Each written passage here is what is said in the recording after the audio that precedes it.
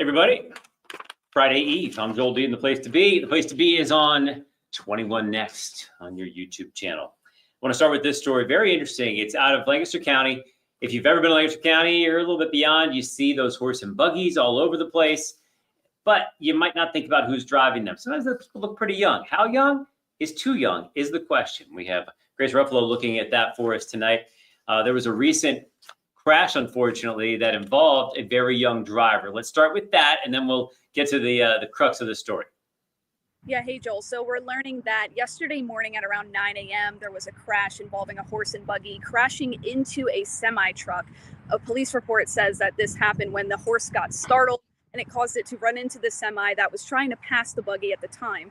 So we know the driver was a 10-year-old girl. She only suffered minor injuries, but the passenger, who was a 7-year-old boy, he is unfortunately at the Hershey Medical Center right now with severe head trauma. Okay, so we hear 10-year-old and you think, okay, that's pretty young. Obviously, it would be for driving a car. It's illegal. But what have we found out about driving a horse and buggy? Yeah, so we spoke to PennDOT today, and we found out that there is actually no law or no vehicle code that establishes a minimum age for people to operate horse and buggies. And when I spoke to PennDOT, they explained that it's because the vehicles are operated by humans or horses. It's not the same as a motor vehicle that most other people drive. So the rules are kind of applied differently for them. Right, but it lends to the conclusion of how young is too young. If you're not going to put a minimum in there, theoretically, and I know all kids are different, they have different abilities, and you wouldn't really want to put your kid at risk. I get that from the Amish perspective of whoever's driving, but theoretically, if a 5-year-old could drive under those rules, right? Yeah, there's no nothing that's set in stone. And people we did talk to today, they were shocked. I mean, they made the point, you have to be 16 to be able to operate a car. So, it's shocking that it seems like the rules are different. And the difference is, yes, you're putting yourself at risk and you wouldn't want to do that, but others are being put at risk as well. We said that the driver of the truck wasn't hurt, but that's not always the case. When, something happens, even accidentally, it impacts other people. Right. Okay. Well, thanks for filling us in on that. Very interesting story, and look forward to your report later on. Thanks. Grace Ruffalo, everybody. I want to get to this story right next. It is a former Lebanon mayoral candidate facing domestic assault charges. So this is the guy's name here. Let me get to it here. I'll get there. There he is, right there. Okay. This man, he is accused of domestic assault charges. Janae Tropay, that is the former girlfriend who said this man would have episodes, and then he put his hands on her once.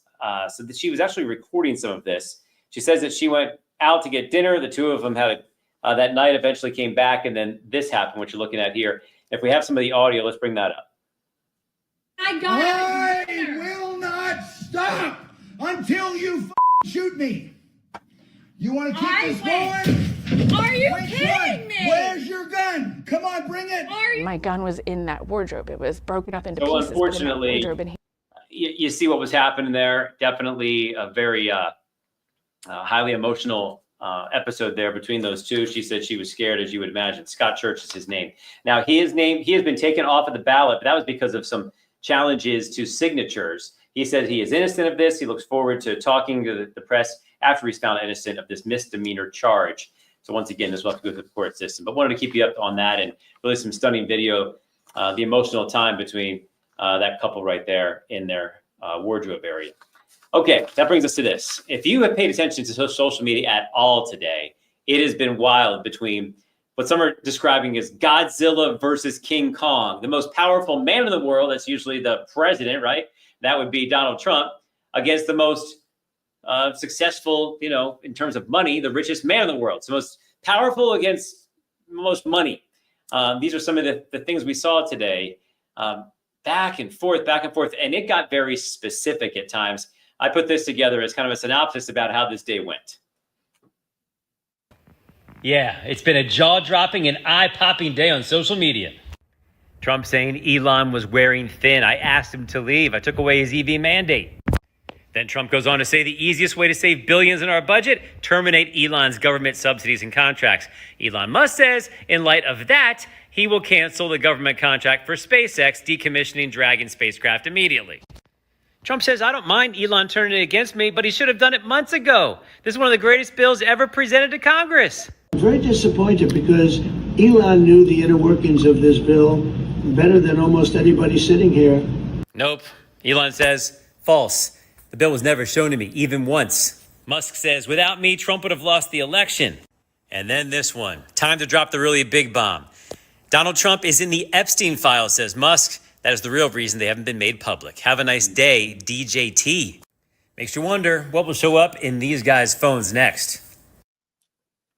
Right. So there you go. That's what happened back and forth, almost in real time. Donald Trump is being interviewed about other things, and then Elon Musk is pointing stuff out. He was actually meeting with the German chancellor today about some things going on in Russia and economically, but of course this question came up.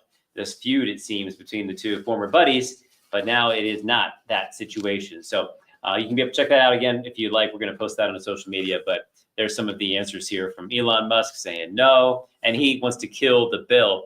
Basically, the quick background from him, he's saying that the bill, that's what the president says, has all those things, and will help the federal deficit. But the CBO, the Congressional Budget Office, says it is not that situation, and that it will increase the deficit. And that is the big problem that Elon Musk has with this. He says, they did Doge to cut a bunch of things and to help out with the deficit. It's unsustainable. It's a real problem.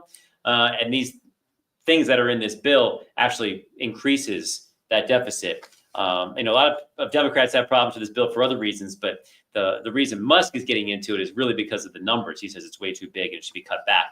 And now, Democrats suddenly on his side with this. Or some Democrats don't know what to do with themselves. They've been saying that they don't like Musk for a long time. And now suddenly, what is it, the old thing? The enemy of my enemy is my friend. Maybe that's what they're going with here. He's my friend. He's not my enemy, even on super hot days or when it's raining. Let's bring in Tom Russell here. Tom, the enemy of the sun is the rain. The rain. The rain.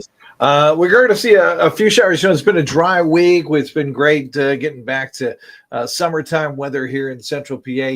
So with the summertime weather, the heat, the humidity, we usually get those afternoon storms, and that's what we're going to start to see tomorrow. It's not a lot of rain, Jill D. It's just some pop-up showers as we get into the afternoon, a few in the evening. So don't cancel any plans. Just keep an eye to the sky. The difference with Saturday is any showers will happen fairly early in the day, and then we'll clear things out. And really the rest of the weekend is dry. It's cooler. We'll be sitting around 80. So we had 89 yesterday, 88 today. So hovering right around 80 is about where we should be. And it'll be fairly quiet through the weekend. Better chance of some showers as we get into early next week, both Monday and Tuesday, before we dry out again. But very typical summertime weather. So let's not feud, my friend. Let's just embrace the weather as it is. What's funny is these guys, they're both great on social media. And so to watch them really use one zinger after the other. To use the medium for all of its worth. And here's the other thing that's interesting here. These guys aren't used to losing. I mean, when you're as powerful as they are and as rich as they are, and there's almost no consequences for either of them, right? I mean, Trump can never run again. Right. Elon Musk pointed out, hey, Republicans, and you know that you think you want to make him happy for 3.5 more years. I'm going to be here for another 30 or 40 years. So what are you going to do with me? So it's so interesting. You pointed out, too, from a businessman standpoint, he kind of ticked off the left by backing Trump. And now if he goes against Trump, he ticks off the right. He's not going to have any place to sell his vehicles. That's what. Well, and that is the thing. His vehicle has really become a moniker of politics. So, people don't want to be labeled. And so, like it or not, Tesla is now a brand that comes with a label. Like remember someone driving a Hummer back in the day? You would automatically think that they're probably a Republican. They probably don't care about the environment. And so, right. Or a Prius in the other direction. Prius, you got to be a liberal. Right. You definitely are always, doing those things. And so we do label ourselves a bit with what we're driving or what we're wearing. And if people don't want to deal with that, they don't want to deal with that. There's other EVs out there now. He's not the only one. There's choices. You're right about that. But I got to tell you, I mean, a feud like this, comes of age here in the social media realm, doesn't it? Some people thought this was bound to happen. I wasn't sure it would happen this fast, or this nasty. But Right. but they both went there. They know each other pretty well.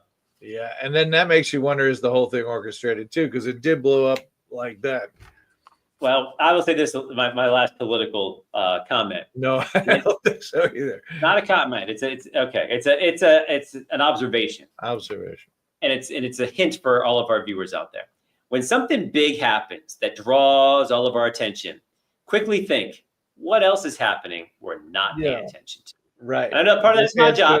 Right? What's this Part of that's one my for? job. I want to look at some of this stuff. That the travel ban is very interesting. We're not talking about that very much right now.